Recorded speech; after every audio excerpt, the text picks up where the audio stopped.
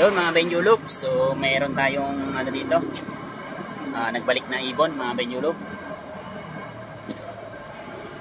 Ali ano to, nilaro namin nung nakarang south. Yan.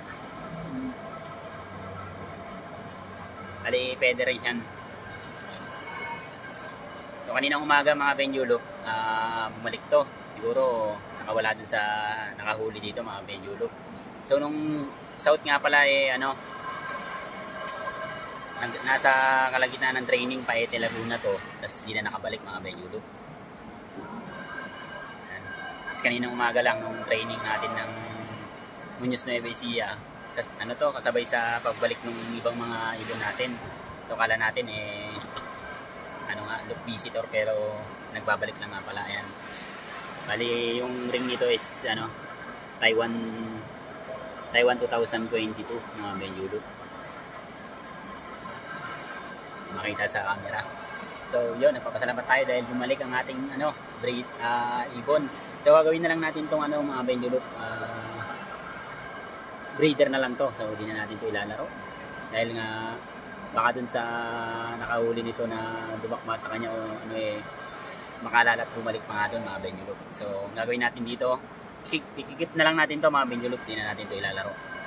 So bibigyan lang natin to ng magandang pares kasi nga kahit na almost 8 to 9 months na siyang wala, nakaalala pa rin.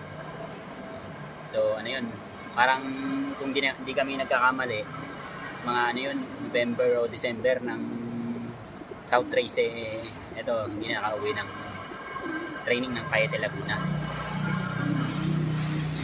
Hindi ko alam kung na-breed na to nung nakahuli nito mga Benjulub o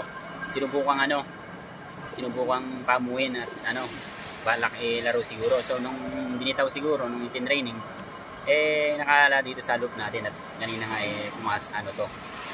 bumalik at tumambay dito sa loop natin. Nung una kala natin loop visitor, pero nung nakita natin na malapitan sa ating loob ng loop, ibon pala natin. Ayan. So yan mga Benjulub,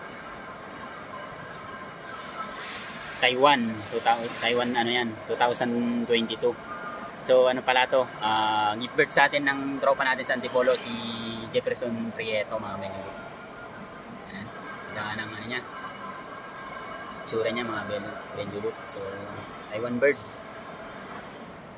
cross na sa Arden tsaka mga Pakito, Goke ang mga magulang nito mga Benjulub. Alright, dagdag na naman natin to mga Benjulub, dagdag pwersa ulit. Alright, thank you.